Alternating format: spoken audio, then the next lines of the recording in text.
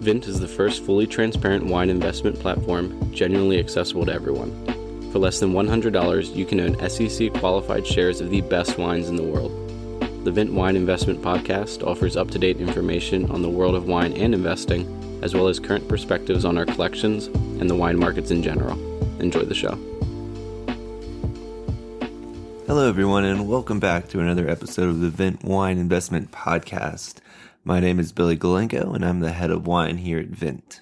This will be our last episode for the year, so I thought it's really just a great time to look back at all the collections we've had this year and how far we've really come.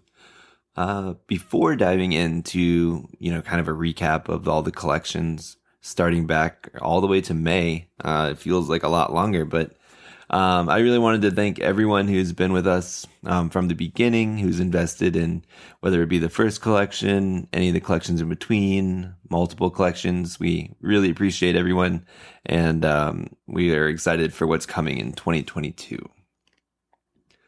Diving in here, we're just going to go chronologically and talk about all of the collections and then a couple of bottles that might stand out to me here. Starting back in May, for those of you who were not with us, we had a California collection, Cult Wines. This was featuring basically multiple vintages of Screaming Eagle. We had the Maiden from Harlan Estate, and we also had some Opus 1. That collection was really exciting. It sold out in under an hour, and will always hold a special place in our heart as our first collection that we launched on the platform. As we moved along, we had a Super Tuscan collection featuring wines like Sassicaia, Ornellaia, Solaya. So that was a really exciting collection to kind of really branch out and give everybody a taste of what the middle of Italy can produce outside of Chianti and Brunello di Montalcino. And then we progressed on to our San Emilion upgrade collection. That was an exciting one that predominantly consisted of Figeac with a little bit of Canon. Again, the reminder really is these wines, the Figeac in particular, the winery has been putting a lot of time and effort into improving all the work in the viticultural side of things in the winery. And it's been paying off. They've been getting extremely high scores. And all of this effort is really towards the goal of being promoted onto Premier Grand Cru Class A next year from their Class B current ranking in San Emilion.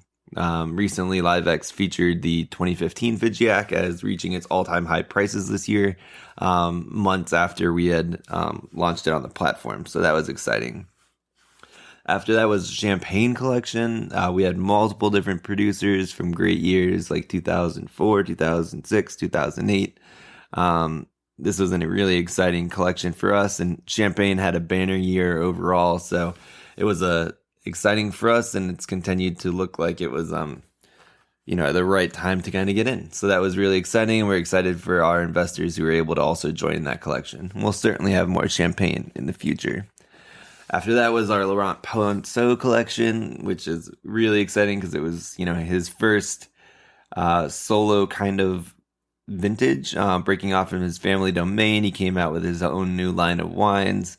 We have some of the few bottles available in the US right now, so that was really exciting to be able to offer something that was kind of an exclusive access to our investors, still very limited in quantity overall. Moving on from there, we were able to progress into our first whiskey collection. That was really exciting. 2 bottles of Macallan Fine and Rare collection. These bottles were so unique because they were number one, our first whiskey collection, but number 2, they're part of this the Fine and Rare series that is basically the largest vintage specific whiskey series in the world. And we're able to get a couple of these bottles that really stand out with a good bit of age on them. And that was a really exciting first foray into whiskey for us. Moving on there, we stayed on the classics. We kept with Bordeaux as our next piece. So basically, where do you go after Scotch? You go to nice aged Bordeaux. That was our 96 and 98 classics collection, featuring multiple first growths as well as Chateau Cheval Blanc. That was a really exciting collection for us. It was our first offering of wines with a little bit more age on them. and it was a really exciting collection, and those wines continue to show beautifully in all the tastings and ratings that we've heard since the collection is launched. The Spanish collection was coming after the Bordeaux collection. This is one that was kind of near and dear to my heart. One of the first kind of investment grade wines that I drank myself was a Vega Sicilia years ago. So this collection featured Vega Sicilia and Pingus, these two superstar wines from the Ribera del Duero region in Spain. That was very exciting. And glad to see a lot of the investors on our platform were interested as well. The collection sold out faster than I had anticipated. I knew they were great wines. I didn't know how much people knew about Spanish wines. We did our best to educate everyone, but there was a lot of demand, and that was really exciting. And we'll certainly be circling back there in the near future. Not the very near future, but definitely in the future. Don't want to give away anything that we have up our sleeves here. But on the Vega Sicilia front, the other special part was that was our first producer expert interview, where we got to interview the head of North America's, or Vega Sicilia in North America. So that was really interesting. She walked us through a beautiful presentation and really gave us intense background into what makes Vega Sicilia wine so unique and special. Moving on from there, we went to a Bowmore cask. This is our second whiskey collection and our first cask collection. This was really exciting because it offered the opportunity for our investors to kind of invest in an asset class it's very difficult to get into. There's only a few platforms that really allow you to invest in casks, and typically you have to buy the whole cask rather than just shares. So this was an exciting opportunity to not only offer whiskey from a great producer, but offer it in a format that most people typically don't have access to invest in. Next, we went to the Bordeaux en Primeur collection, the futures. This was really exciting because 2020's wines were very unique. They were a great vintage. Some people were saying they were part of this triumvirate or three-peat of 18, 19, 20, being these three vintages in a row that were spectacular quality. We offered tons of different producers in this collection. It was really great because we were able to acquire allocations from a number of different negociants, working with a merchant partner to really kind of put together this awesome basket of 2020 futures collection. And again, those wines being futures are still actually resting in barrel at the winery in Bordeaux, their respective wineries. Following that collection, we kept the momentum going right into our DRC collection, our first ever collection featuring Domaine de la Romanée-Conti wines. This was great. We had some Romanée-Conti itself. We had a nice mixed pack of different vineyards as well. This collection was one of my favorites, just because it's not every day that you get to work with Domaine de la Romanée-Conti wines. So it was a pleasure to be able to offer this to our investors. Following this, we went over to our Napa 2018 collection. 2018 had just really been released by most of the wineries, and it was really exciting to be able to get a lot of these really highly allocated wines and offer them to our investors, because most of these wines aren't really accessible to many people unless you're really on the mailing list. You're getting some of these initial offerings from the producer. And then as we were recording here, our Rhone Valley collection is still available. There's still some shares, so go and grab some now. But it's an amazing mix of Hermitage, Côte Rôtie, and Châteauneuf-du-Pape wines. So we really run the gamut of different regions this year, different producers. It's been really exciting to also be able to throw some whiskey in the mix. Since we've launched a number of these collections, in our 2018 collection, Dominus 2018 has since won Wine of the Year, or I guess was awarded Wine of the Year by Wine Spectator. We've seen, as I mentioned earlier, the Figeac 2015 was noted by LiveX as having its best year, or reaching its top prices ever. Vega Sicilia has continued its momentum. LiveX recently came out with a report saying that trade of Vega Sicilia made up more than 21% of total Spanish trade, which is crazy that one producer can make up that much. Again, like I was mentioning earlier as well, Champagne has had an amazing year.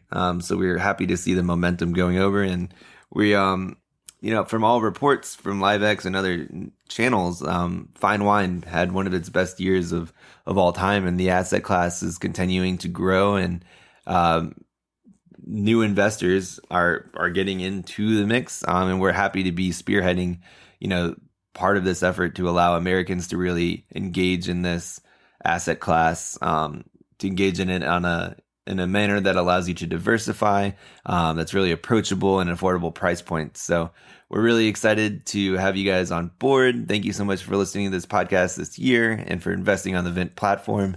And we look forward to an amazing 2022 and sharing with you guys all that we have in store for the next year. So thank you and have a great holiday. Cheers.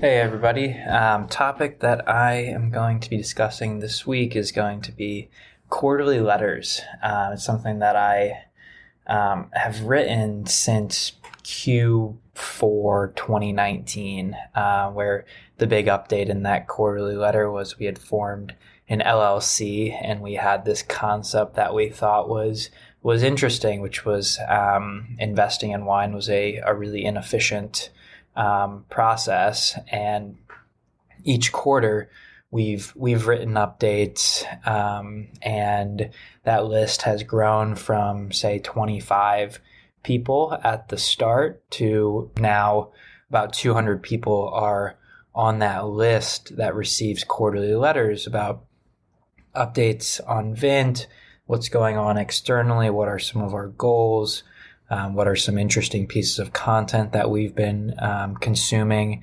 This quarterly letter was mainly focused on what are our goals. We raised some capital, and that capital is going to be allocated to achieve these various goals.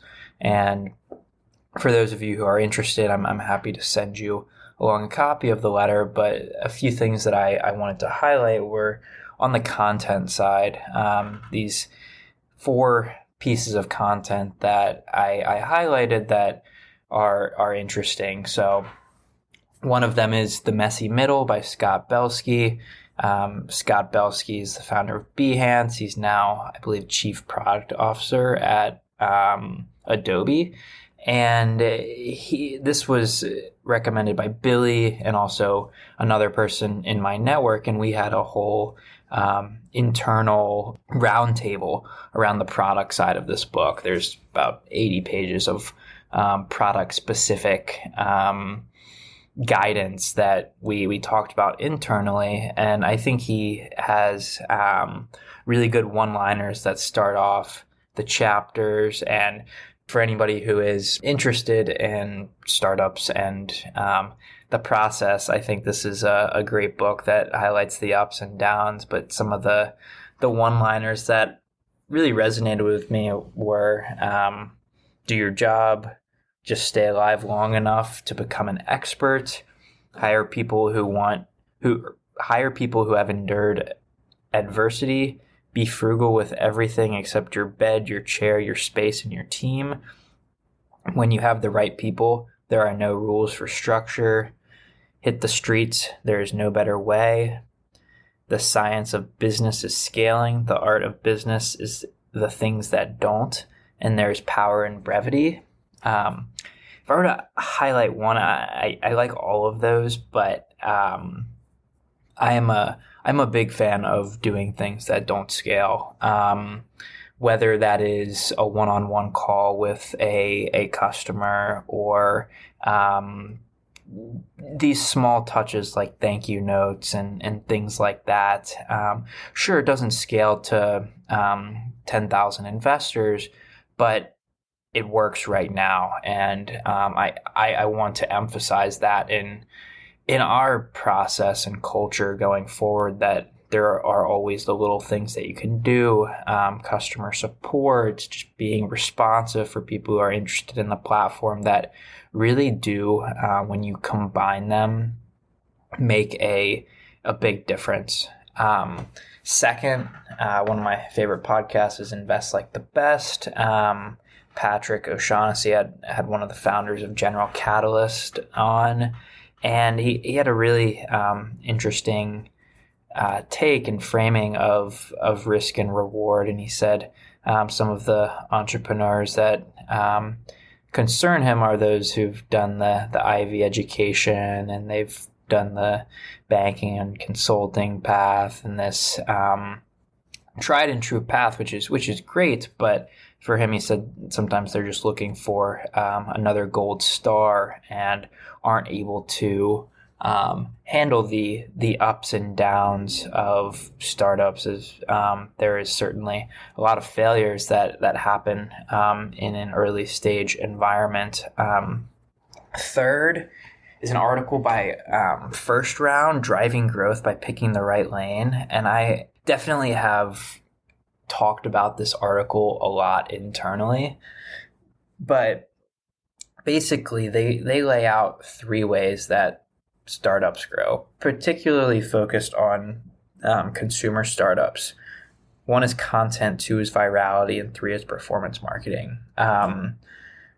Content and virality are really interesting to me. We're an investment product. I've done over 150 customer interviews, probably well over that at this point. And not a single person has told me, hey, I decided to make this investment decision because I saw a Facebook ad that had a good headline number. And that has definitely played into my just overall thought process on performance marketing as a growth engine. Yeah, it's good. I think it's table stakes, and there is a place for it in the marketing stack. However, it's not how we're going to differentiate and build a moaty and efficiently scalable customer acquisition funnel. So great article. And then 4th was a plug for ourselves. As I've probably mentioned in the past, we've partnered with Alto IRA. They allow investors to invest in alternative assets via an IRA. Given our unique Series LLC structure, and we elect to treat those LLCs as corporations, it is a really, really interesting structure and partnership that we've set up. But we talk about the economics of fine wine and how historically the asset class has returned, and how we make it easy for people to invest in this asset class. So we as a team, I think we're always learning and trying to consume great content. So if you have anything that has stood out to you, we're open to giving it a read or a listen. And if you're interested in these quarterly letters, just reach out to me via email, and I'm happy to include you on the list. And have a happy holiday season. For questions, comments, or feedback on the Vint Wine Investment Podcast, please email us at support@vint.co. To check out our current offerings and to sign up for the Vint platform, find us at www.vint.co. That's www.vint.co. Vint and VV Markets are offering securities pursuant to Regulation A.